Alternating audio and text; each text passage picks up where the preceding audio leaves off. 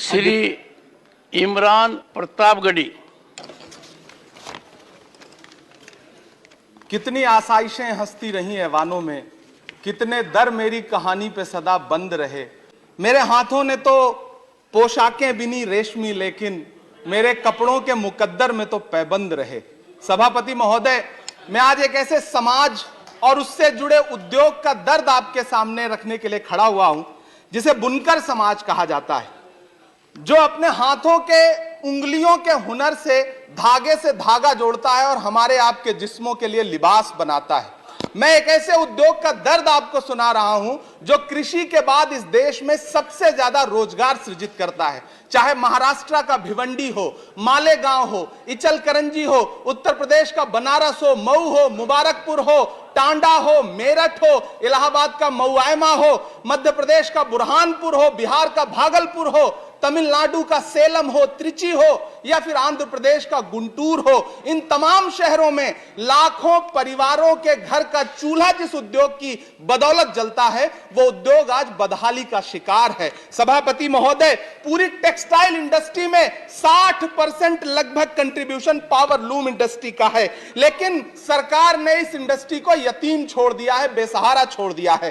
कांग्रेस की सरकार ने इसके सपोर्ट के लिए 30% कैपिटल सब्सिडी दी थी, लेकिन 2014 में जब भाजपा की सरकार आई तो उसे घटाकर 10% कर दिया और इन दिनों पिछले 6 महीने से उसे भी बंद कर रखा है। सभापति महोदय, गब्बर सिंह टैक्स यानी सरकारी भाषा में जीएसटी, धागों पर लगाई गई जीएसटी ने पूरी यॉर्न मार्केट को फ्लैक्चुएट कर रखा है। सभापति महोदय, यॉर्न मार्केट के फ्लैक्चुएशन ने यह दिखा दिया है कि उस पर सरकार का कोई कंट्रोल नहीं है और यह उद्योग उसकी वजह से ज्यादा तबाह हो रहा है। चाइना से नेपाल और बांग्लादेश के रास्ते होने वाली डंपिंग ने इस उद्योग की बर्बादी में और सहायता जताई है। पूरे एशिया में सबसे ज्यादा पावरलूम भिवंडी में हुआ करता है, लेकिन सरकारी उदासीनता के बाद पिछले दिनों 2 लाख से ज्यादा पावरलूम मशीनें कबाड़ में बिक गई।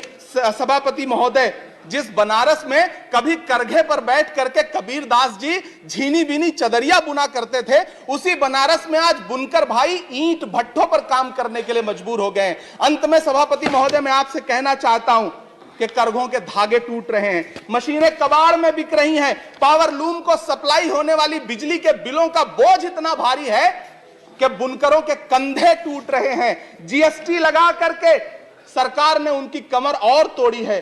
सरकार ने जीएसटी की, आखिरी बात कह रहा हूं सभापति महोदय, सरकार ने जीएसटी की लिमिट 20 लाख रखी है। मैं अनुरोध कर रहा हूं, मांग कर रहा हूं कि जीएसटी की लिमिट कम से कम 50 लाख की जाए, इस उद्योग पर मरहम लगाया जाए, सस्ती बिजली दी जाए।